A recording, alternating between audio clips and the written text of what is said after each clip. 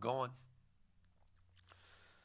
So the question today is: Have you ever been brave and afraid at the same time? That's kind of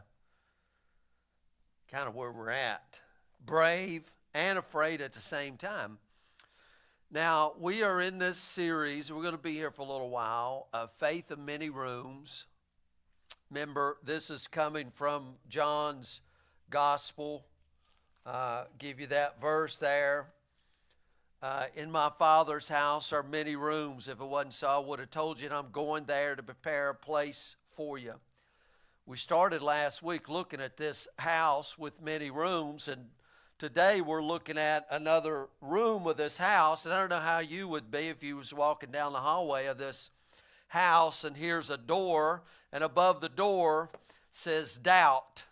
You know how kids used to put names and stuff on the door, doubt lives here or whatever. I don't know if you'd want to go into that room, but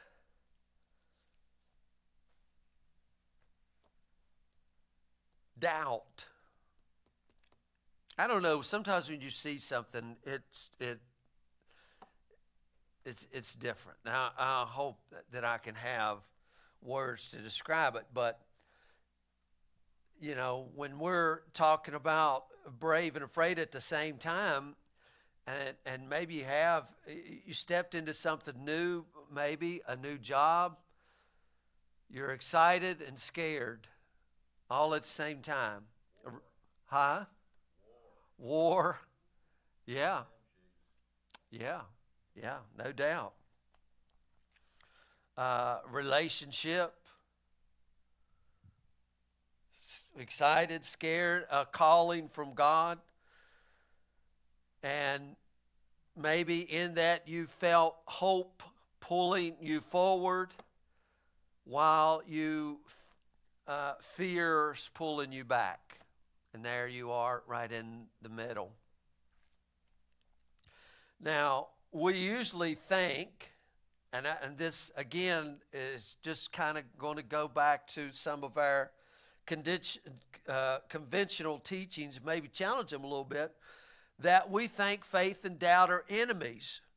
That if you have faith, you can't have doubt. If you have doubt, you cannot have faith. And if you're like me, your brain is going, wait a minute. There's verses that says if we have, doubt and don't ask, and, we get all of that other stuff. But again, English language is lazy. And, like in the Greek language, they got 4 different words for love. They got a lot of different words, and we translate one word over in English to mean 7 different things, and we use it over and over, and you kind of get in that way. Maybe today will help us to understand a little bit more about it. So, but this thing of you can't have faith and doubt, if you have doubt, you cannot have faith. What if that's not true? What if faith and doubt are closer than we think? And, again, we got to look at some stories here, right? I say, what if faith and doubt are twins?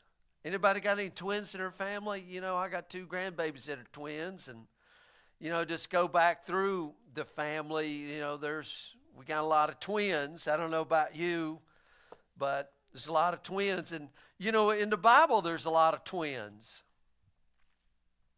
A lot of twins in the Bible. And I don't know about you, but if you've been around any twins, they got a unique relationship. I mean, they really do. To me, it's fascinating to go Jacob and Esau. You would think, you think how close these brothers are. I know we just think Jacob and we get all out of whack, but I want you to understand these are 2 brothers in the womb, and these 2 guys was wrestling in the womb, and, he tells her, hey, this is 2 nations. 2 nations. And then can you imagine that night when old Jacob, the trickster, an old brother, I'm sure he's stronger and everything. And he says, man, I'm so hungry. I I like to have some green beans. Oh, Jacob said, I tell you what, I'll give you some green beans if you'll give me the birthright. Well, what's a birthright to me? I mean, I'm starving to death here. I mean, you would think that Esau, the stronger one, would, the next time he sees his brother, would wring his neck.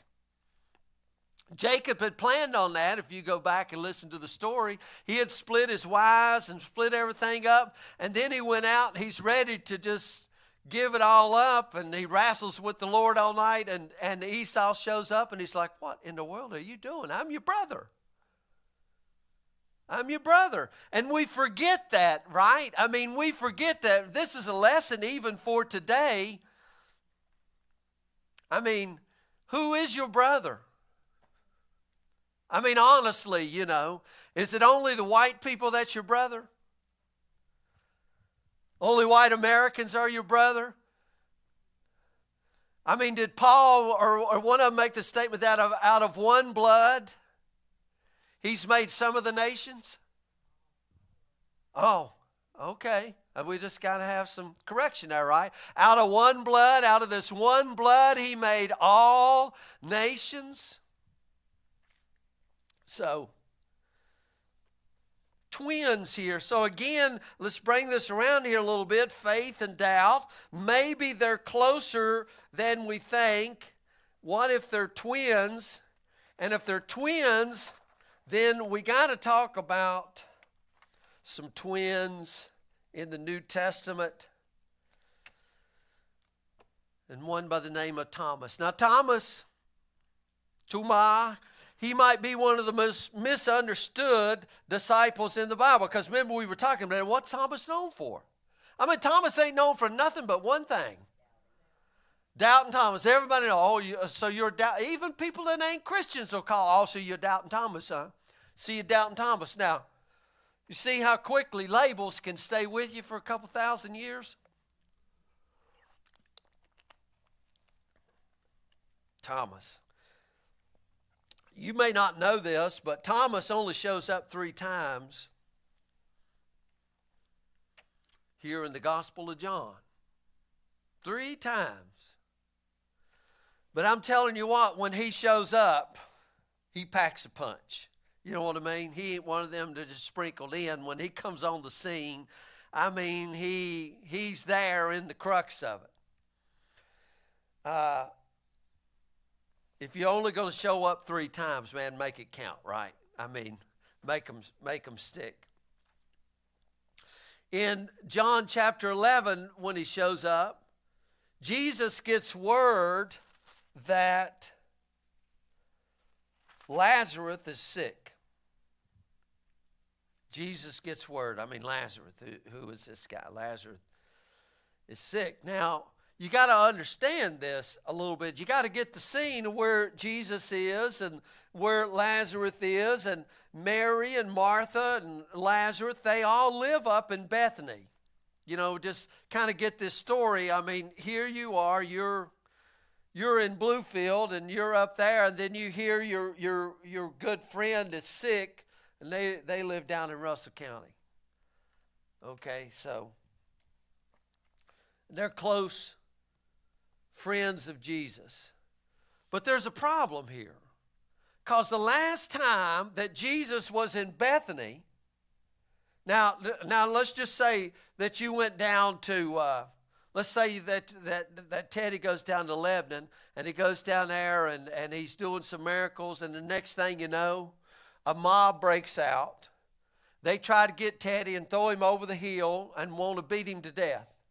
Right? This is what happened the last time Jesus was in Bethany. So now, here we are, disciples of Jesus. We're up in Bluefield. We get word that one of our close friends is sick down in Lebanon. Now, how fast are you a disciple wanting to head back to Lebanon? I'm just asking you. I want to bring you into the story a little bit. I'd be like, hey, Jesus, you remember last time that we went down there? You remember what happened?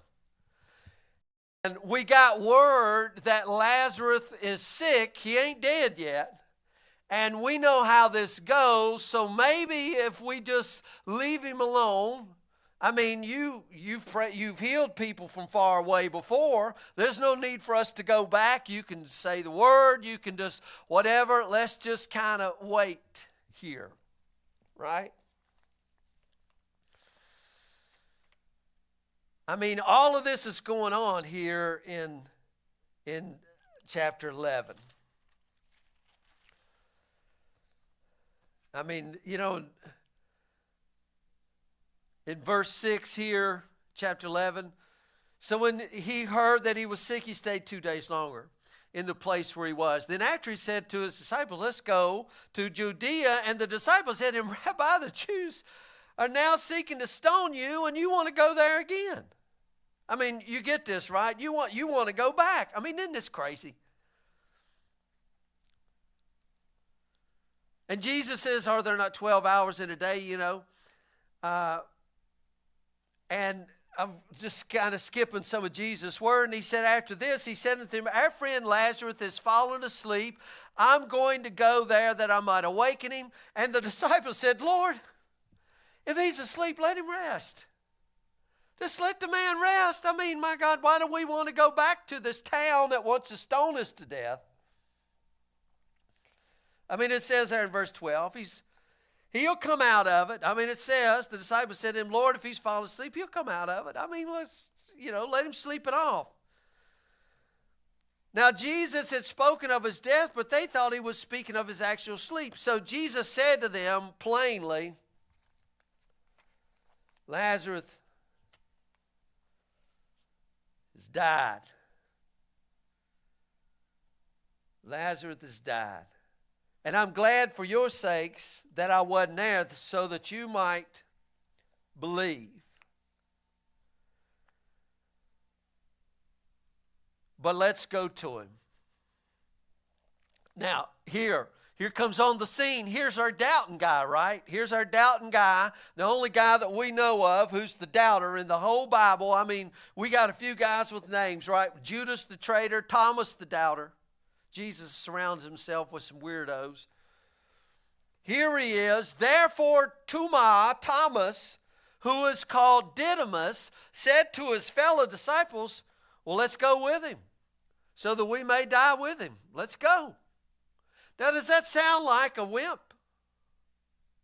I mean, I just got to bring it out here. Does this sound like a doubter? Does this sound like somebody you don't want to be around? I mean, here, Thomas. Now, what did the other disciples say? Lord, they wanted to kill us when we was down there. I mean, come on, and you want to go back? Leave him alone. But Thomas, the doubter, the guy that we don't have any respect for, he steps right up to the plate and says, God, if Jesus is going, let's go with him. Let's go. Come on, guys, let's go. Nobody wants to go. Then Thomas, he speaks up. And look how he says this. Let us also go that we may die with him. I'm not getting into any deep theology here or nothing, but Thomas is saying better to die near Jesus than to live far away from him. In other words, you know what he's saying? Man, wherever Jesus is going, I want to go. That's what Thomas is saying. Wherever Jesus is, that's where I want to be. If they're going to kill Jesus down yonder, I'd rather be there than up here in some safe place. That's what he said. Now again, does that sound like a doubter? I mean, to me, that's not weakness. That's courage. To me, that's loyalty. To me, that's love, right? Thomas is not the wimpy disciple here keeping silent. I mean, Matthew and him doesn't say anything. He's ready to go, ready to follow Jesus right on into danger. But now let's look at this verse here. Therefore Thomas, who is called Didymus. You ever read these verses and you're like, what in the world? Why do we got to say this? Thomas, who is called Didymus. I don't know what does he go by? Thomas or Didymus? Didymus or Thomas? Which one is it? Which one are we going to call him today? But if you go check these words out, John writes this gospel. Therefore, Thomas, who was called Didymus, said to his fellow disciples, Thomas, also known as Didymus, guess what the word Didymus means in the Greek? Y'all know what Didymus means in the Greek? Thomas. Boy, it's deep stuff here, ain't it? Yeah, it means tuma. And guess what tuma means in the Greek? Tuma. Wow. Thomas. Yeah, means the same thing. Means the same thing. Both names mean the same thing. And tuma is the name in Greek for twin.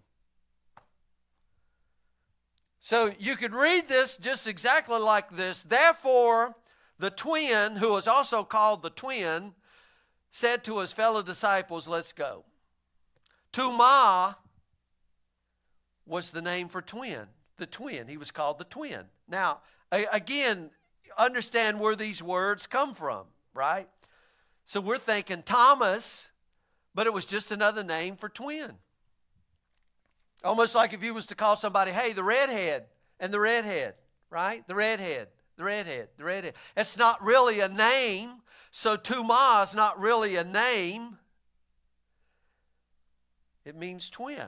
Now we call him a name, and I'm not taken away. I believe there's a real Thomas, and I know people can go there, but Thomas comes from an Aramaic word, tuma, twin, and Didymus is the Greek word that means twin. So you got the Aramaic, tuma, the Greek word Didymus, and they both mean twin. So John repeats it, twin, twin. Has anybody ever met Thomas's twin, Didymus's twin? The Bible doesn't even mention it, does it? So we don't have any idea who Thomas's twin was. Why? But look at this. Therefore Thomas, who was also called Didymus. So the Aramaic Thomas and the Greek Didymus, boom. Why would the Holy Spirit want us to know and tell us twice that he's a twin? It's pretty important, isn't it? Why would he want to tell us that? But the Bible doesn't tell us, hey, it'll tell us that other people are brothers, like Andrew and John or Peter and all. It'll tell us they're brothers, right? But right here we got a twin, and nobody tells us who the twin is. Now, some early Christians like St. Ephraim, the Syrian, in the 4th century, he suggested something beautiful. That Thomas, Tuma, Didymus is the twin, guess what, of every believer. Every believer. And if you can understand this a little bit, Paul would get a hold of all of this stuff, and we could go into a lot of these battles, and we can look at the Jacob side, and we can look at the Esau side, but all of us, we all got a part of us that's full of faith and courage and hope. And then we got a twin that's full of fear and doubt and a scaredy cat. Right? All in the same person, right? They want to tell us, oh no, you either got it, but you know what? It's that twin there. So John wants us to know that this twin here, and I believe it's correct, that Tuma, Didymus is the twin of every believer. In other words, he represents us in the story. This is our avenue here into the story. And again, maybe faith and doubt are twins. Jacob and Esau were twins, wasn't they? Total opposites, yet they come from the same place, right? Now, see, we can't believe all of that, but here it is. They're two sides of the same coin. Maybe John is repeating twin here to make us think. Maybe Thomas is meant to mirror us. Now we move into John 14. Now, remember, this is coming after the Last Supper. This Last Supper, Jesus has been betrayed, so to speak. Judas has went out. Jesus has washed their feet. And you remember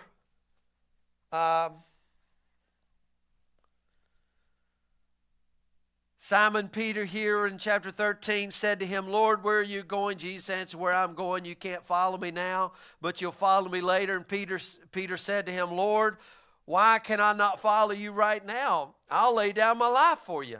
And remember, Jesus says, good, I got one on my side. How many more? No. Jesus said, Peter, really? I mean, you know, it says right here, will you lay down your life for me? But you know what he's really saying, like, Peter, this is going to be a long night, my friend. It's going to be a long night. Lots of things are going to happen tonight, and I'm just telling you, really, Peter, don't. It's not really going to happen, because there's going to be a rooster here in a few minutes, and they're going to be telling this story for thousands of years later, and it's not going to go good for you, buddy, but that's okay. But you know, he's not trying to throw Peter under the bus, right?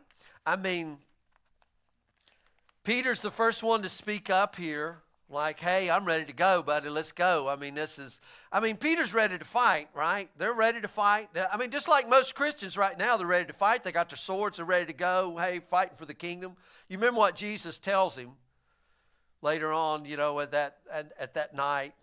You remember what Jesus says? Guys, we need more people with swords. Guys, that's what we really need. We need a militant group of white Christian nationalists to go fight for us. You remember what he said? Put your sword away. He that lives by the sword will die by the sword. But Jesus here tells Peter gently that he's going to deny him. And then Jesus says this to bring, because, I mean, there's tension in the room. You remember there was tension all night long here because, for one, we're arguing about who was going to wash feet. Remember, because all of them are thinking, hey, we're going to be sitting with him on the right hand and the left in the kingdom, and we're great, and all of this other stuff. And you remember, Jesus has to shock them by pouring water in a basin and putting the towel on and washing his disciples' feet. And then, you know, all of this, and they're still wondering, who's going to betray me? Who's going to be? And then Judas goes out, and here they are. They don't have any idea, but for the last 6 months, Jesus has been talking about he's going down to Jerusalem. He's going to fall into hands. He's going to be crucified and raised again. And they're thinking, here we are. Man, what a night. It's Passover night. It's, you know, a lot of things. Jesus senses it. And then, don't let your hearts be troubled, right? I mean, he's going right into the problem here. Don't let your heart be troubled. I mean, look what he says. You believe in God. Again, I wish I could rewrite the Bible sometimes, but I want to say it this way, okay, to grab your attention a little more. He's saying you trust in God, because that word believe, I mean, this is a trust word. He says you trust in God, trust also in me. This is what Jesus is saying, right? You trust God. And why would they trust God? They had the law, the Torah, all of this stuff. They had known God. God had made himself known to them. And Jesus looking at him and says, you've trusted God all of this time. Now trust me. Now trust me. And then he goes on to tell him, in my Father's house there's many rooms, and I'm so excited about these rooms. I'm going to go make one just for you, Denise, and make one just for you, Joe, and make one just for you. And right? So you get all of this going on. Jesus is talking. And Jesus is saying, I'm going to prepare a place. I'm coming again, take you to myself. Where I am, there you'll be also. And then he says this here in verse 4, and you know the way. Look what he says, and you know the way. He didn't say one of these days you're going to figure out the way. Jesus is saying, guys, you know the way. Now we forget this verse, right? What is Jesus saying? You know the way. You know the way. You know the way. I just keep wanting to say that over and over. You know the way. And verse 5, here he is. Thomas says, Lord, we don't know where you're going. How do we know the way? Now, what did Jesus just say? You know the way.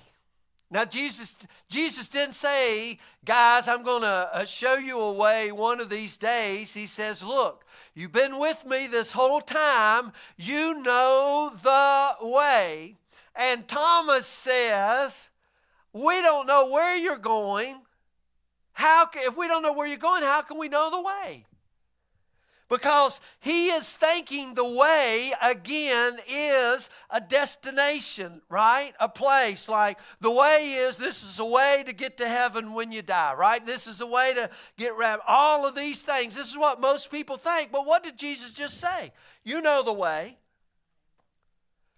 And then Thomas responds, Lord, we don't know where you're going. How do we know the way? And then what does Jesus say? He says it again. I am the way. Now, what did Jesus mean by that statement? I am the way. And he goes on. So when Thomas comes on the scene, he gets some big words, don't he? I mean, one of the most quoted verses ever in the Bible. Probably you could put it right under John 3:16, right? Right under John 3:16, number 2 most quoted verse ever in the history is, I am the way, the truth, and life. Now, why did he say that? Coming right off of Thomas and Thomas's response. But we forget the other part that Jesus said, you know the way. You know it. And you know what I tell every one of you and every Christian is, you know it. You know the way. So, but we want to say, oh, no, wait a minute, show me the way. And Jesus said, okay, I'm the way. I'm the way. I am the way. Now,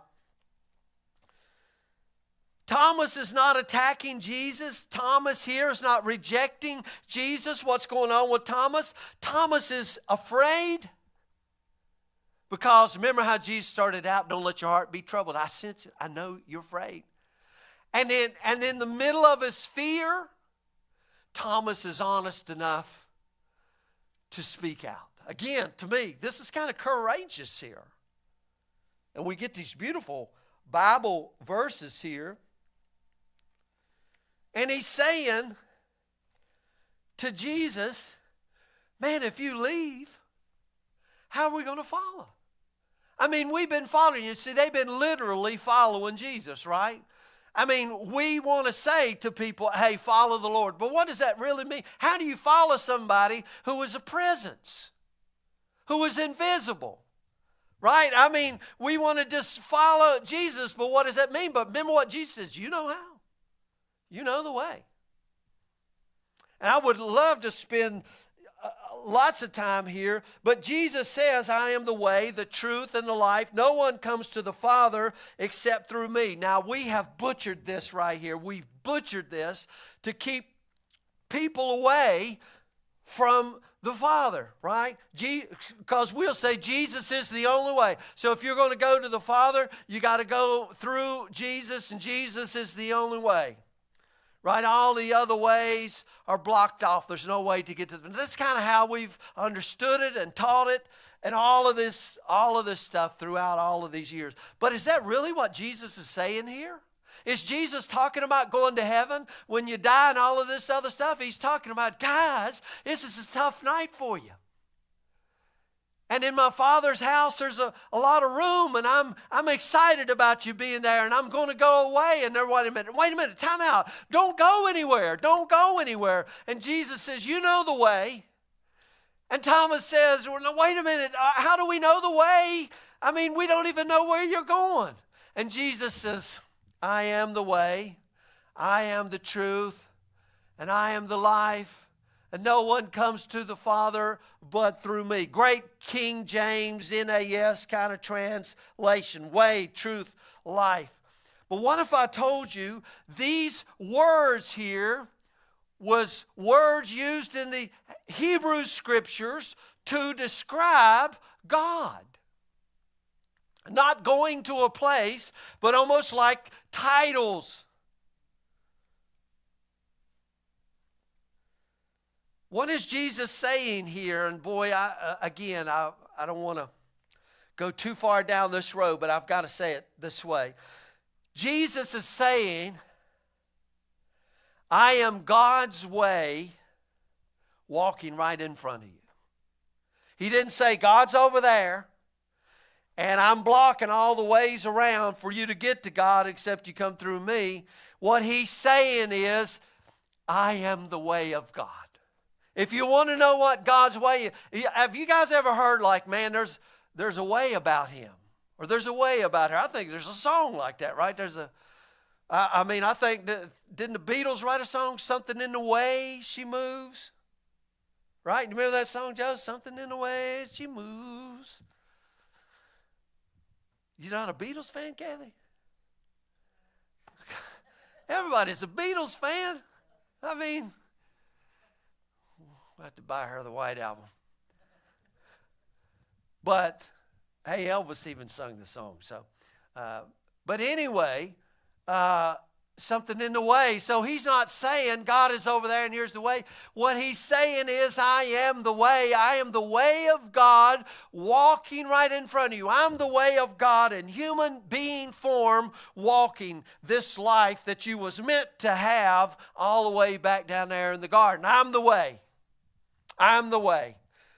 And when he says no one comes to the Father, you're not going to approach the way of God doing it any other way. I'm showing you the way. And he says, Thomas, you know the way. I've been showing you. Was it a way of the sword and gathering up armies and fighting and all this other stuff? No, it wasn't that kind of way. It was a way of healing and bringing life and laying your life down and loving those that persecute you. That was the way. And he says, Thomas, you know it. You know it, right? And then he says, I am the life. And again, what he's saying here is, I am God's life living out right here in front of you. I guess what I'm doing is I want to get the picture out of your mind of thinking God is over there and Jesus is the way to get to some place. He's saying, I am the way of God, lived out right before you. You want to know how God is, and I know you want to go to the Old Testament, you want to say, but look here, he killed everybody. Look here, he burnt cities, lightning, Sodom and Gomorrah, and floods, and by gosh, God, boy, God would get them. But that's what we do and people do now. I put this stuff out, and I see people comment and say, yeah, Jesus died as a lamb, but he's coming back as a lion. And when he gets, I can feel their teeth. When he gets back, he's going to cut people's heads off and put it all right. You know, I just see it. He's coming back. And they're excited about it. I knew a guy, I worked with this guy.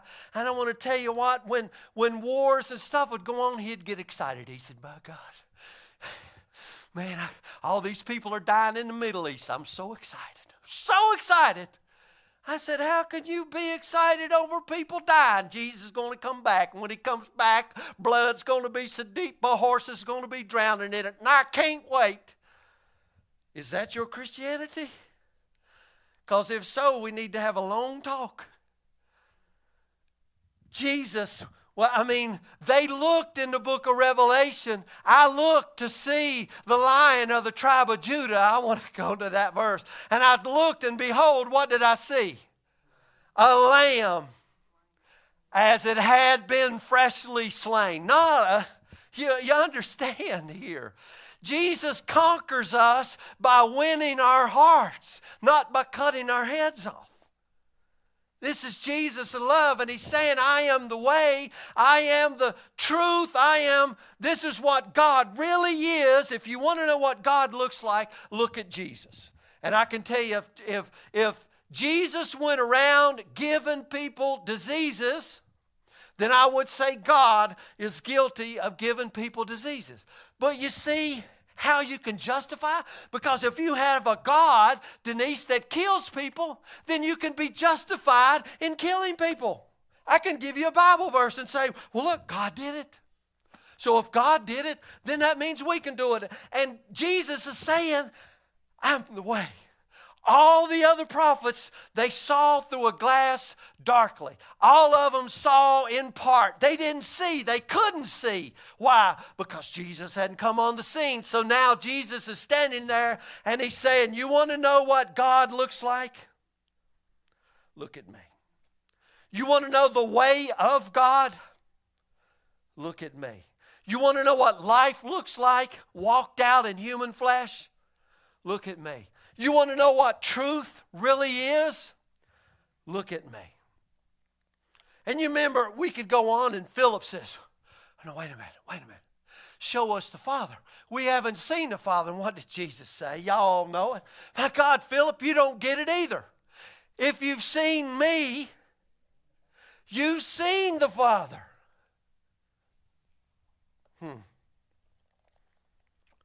See, Jesus here is not giving a slogan. I'm the way, the truth, and the life. He's giving himself. He's giving the way of self-giving love. Thomas, you know it. The way of sacrifice.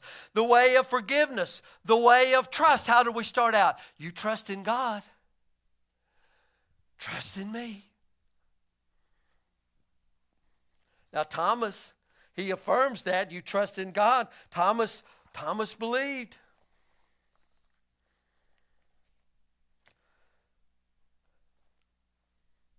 Again, going back to this verse here. Thomas said to him, Lord, we do not know where you're going. How do we know the way? See, Thomas trusted Jesus. He trusted him.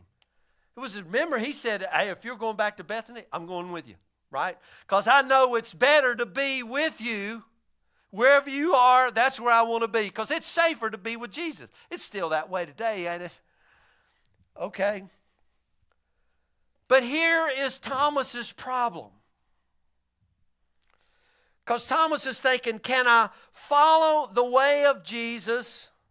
Can I follow this way without Jesus physically being with me?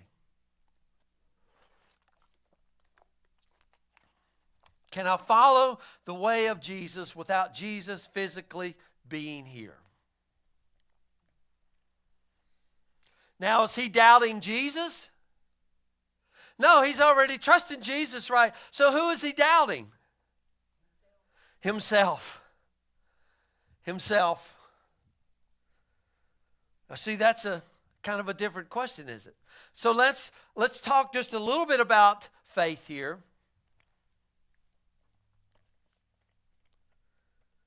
Because if faith is just believing the right ideas, then doubt is very dangerous, right? Because I could have a wrong idea.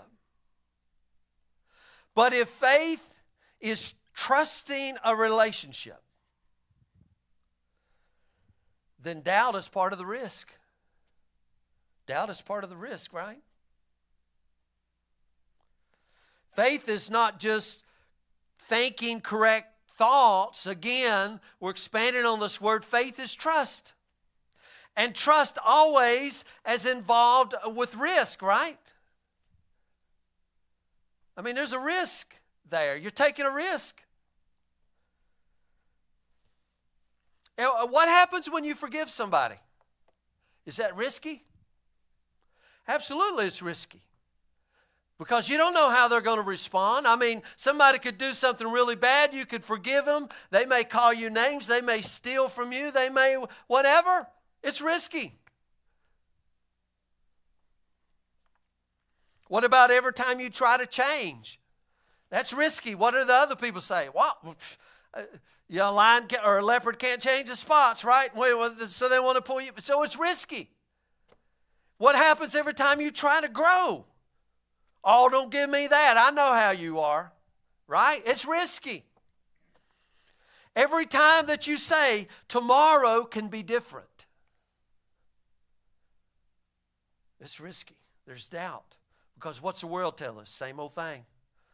Well, I mean, what is same old, right? I mean, nothing's ever going to change till we get out of here. Nothing. I mean, that's the way of the world, isn't it? Because we really don't believe that this little body of believers, this community of Christ Jesus can change the world. We don't really believe that. I don't really believe it. The world is so powerful. Jesus is so weak that he has to get us out of here. He's incapable of changing it. There's doubt. This doubt is not because you don't believe, but because you believe enough to step into something that you cannot yet see, something that's not yet visible. What does Hebrews chapter 11 say? Faith is the assurance of things hoped for, the evidence of things what? Not yet seen. Can't see it yet, but I'm still stepping that way. I'm still stepping into it. Isn't that some doubt right there? Yes, some doubt and faith and all of that. Not yet seen. Faith is trusting. Now, if you can't see it, but somebody else can, right? And who is that that can? God, who is light. And so God has an imagination for us that we don't yet see. Now, here is something that you've all had to believe into and trust into. And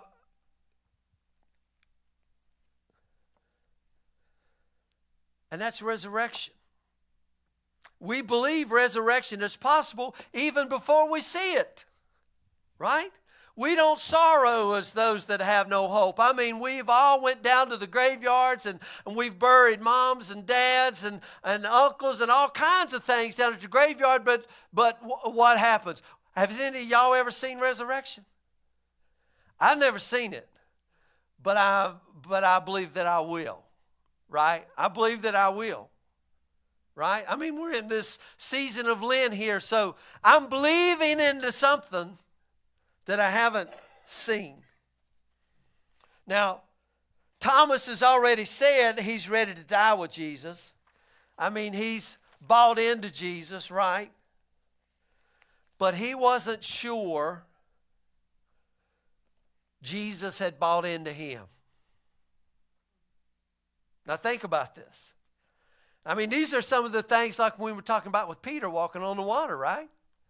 It was hard to believe that Jesus trusts you. Now, see, we all saying, well, I trust Jesus, I trust Jesus. And he said, Denise, I'm going to trust you with this. I'm going to trust you with this. And we're like, oh, time out. I don't want you trusting me with this because I know me. I know. And Jesus said, I know you too, and I'm trusting you with this. So Thomas is like, wait a minute. If you're not here, how do we, let's go back here. I don't know. And I asked this question, maybe that's where we struggle too. We believe in Jesus, but do we believe Jesus believes in us? Well, then we go to John chapter 20. Jesus has died. Now, as you guys were talking earlier, Jesus has died. And you know, guys, you can't trust what a woman says. And the first one to come back to the little group is Mary Magdalene with a story that she saw Jesus. I mean, come on. If it was Peter, if it was John, if it was Matthew, one of the boys. But see, Jesus will do that to you, won't he? All the people you don't trust in, those are the ones he's sending back. So here comes Mary Magdalene. She says, hey, Jesus is alive. Jesus is alive. I've seen him. And then the other disciples, they begin to sin. They seen too. But the bad thing is, Didymus, the twin, the Thomas, he isn't there. Isn't that amazing? Remember I told him he was our twin, right? Was y'all there? I'm just asking, is any of y'all, I know some of you is old, but 2000? 2000? So, in other words, Thomas wasn't there, and you know what? Me and you wasn't there. We wasn't there. And they tell him they've saw Jesus. And you know what Thomas says? Well, good for you. And in verse 25, again, or let me look at verse 24. But Thomas, one of the 12, John chapter 20, who was called Didymus, was not with him when Jesus came. So the other disciples were saying to him, we've seen the Lord. But he said unto him, unless I see his hands and the imprint of the nails, and put my finger into the place of the nails, and put my hand into his side, I'm not trusting in him. I mean, this is what he's saying. I'm not trusting in Jesus. I'm not going to trust him. I'm not going to trust him. Now, Thomas has always been very, very bold, right? He's been very bold. I got to get me a mint. Thomas, very bold. Remember when everybody else didn't want to go back to Bethany? Thomas said, let's go. When Jesus says, don't let your heart be troubled, I'm going to go away. And Thomas says, time out a minute. Don't go. Well, old bold. I mean, does this sound like a wimpy, doubting Thomas kind of guy to you? Thomas is always like, time out a minute. Now, what would you have done? Here, you've got 12 disciples, right? And Judas has done hung himself, so that means 11. And 10 of them have already saw the Lord. I can just see everybody in the room here has saw the Lord but Neil. The Lord has done great things. And Neil's like, oh, what about me? What about me? I mean, I would be right there with Thomas, right? Like, hey, glad for you, Peter. Glad for you, John. I'm glad, Matthew. I'm glad all of you guys, Mary, good for you. But unless I get to put my... You know what he's saying here? He said, I'm not going to believe it. I'm not going to believe it. I mean, he was ready to die with Jesus. He's not weak. What's going on with Thomas? He's wounded. Sometimes you get wounded, right? Sometimes you get hurt. And there's a difference. And here's what he's saying is, I mean, does that not happen in relationships and all over? I mean, you can get hurt. You can get wounded. And I knew a guy that one time him and his wife, they split up. And you know what he said? After that, he said, I'm never going to be with another woman because they're all the same. So he got hurt. And you know what he says? I'm not risking anything again. I'm never going to risk it. So what is Thomas saying? I'm wounded here. I'm not going to risk it. I'm not going to risk everything again. I need to know resurrection is real. I need to know it. If I'm going to put it all out here, I got to know it's real, right? Is that too much to ask? I don't think it is, guys. I think it's right on the money. If I'm going to risk it all, I need to know it's worth it. And what does Jesus do? My God, you doubting fool. We're going to talk about you for the rest of your life, and we're going to make fun of you. You big idiot. I told you to trust me, and you didn't trust me, and now you're going to burn in hell for doubting. And I mean, that's what we would have done, right? I just told. Jesus shows up, the kind of gentle Jesus. He shows up, and he says, oh, look here. Give me your finger. Give me your finger right here. Can you see Jesus smiling? I mean, I don't know about you, but do you see Jesus smiling? Do you see Jesus crying and upset? I can just see him putting his arm right around Thomas. Hey, Thomas, winking at him a little bit, maybe across the room. Look right here. You can see through that, right? Look here. You can read the page of the Bible through my finger, right? I mean, isn't this awesome right here? Oh, look right here. You can see my liver. Look. I mean, in there, put your whole hand in there, buddy. Don't bother me a bit. No shame, no anger, no rejection. I just love that. Jesus meets him right where he is because faith and doubt are twins. You never get one without the other. And again, we're talking about this faith, this house that has many rooms. And guys, honestly, some of us were raised up in a narrow hallway, sleeping on the floor, where there was no questions allowed, where there was no struggle allowed, where there was no doubt allowed. But the gospel shows us something different. Thomas belongs. His questions aren't pushed aside. Jesus steps into the room with him, doesn't he? Steps right into the room with him. So faith is not pretending that you're never afraid. Faith is trusting Jesus enough to move forward anyway. Because really, faithful people should be the most comfortable with doubt. Faithful people should be the most comfortable with doubt. Because faith is practice in trusting what we hope for. Thomas is our twin. Better to be near Jesus with questions than far away from him with certainty. Right? Better to be near Jesus with questions than far away from him with certainty. So I'm going to leave you with this. And I say, church, hear me clearly. We live in a world that worships certainty. Certainty shouts. Certainty divides. Certainty builds walls and calls those walls faith. But Jesus never built a kingdom on fear.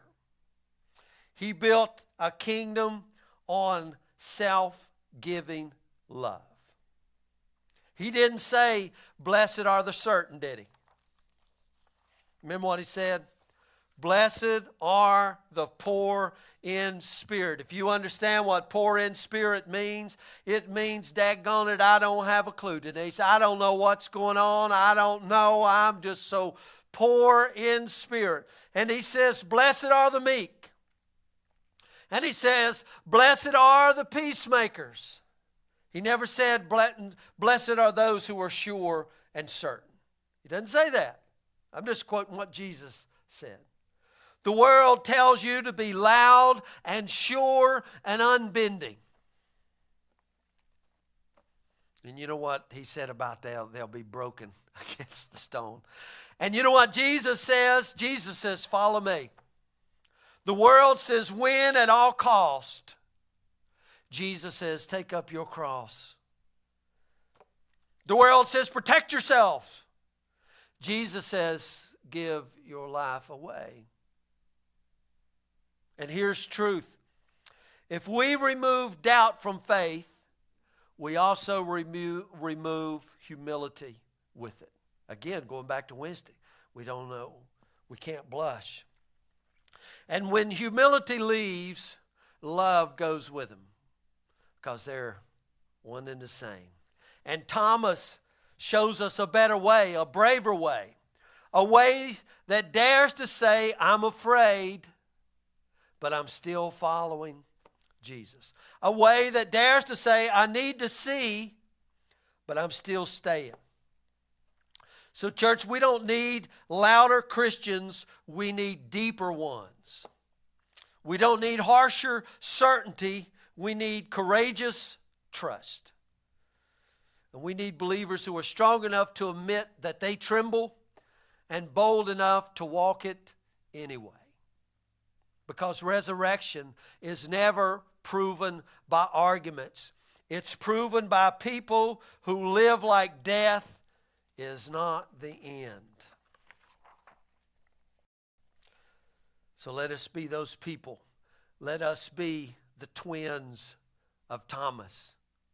Honest, brave, humble, trusting. And let the world see that faith with questions is stronger than certainty without love. And I'll quit with that.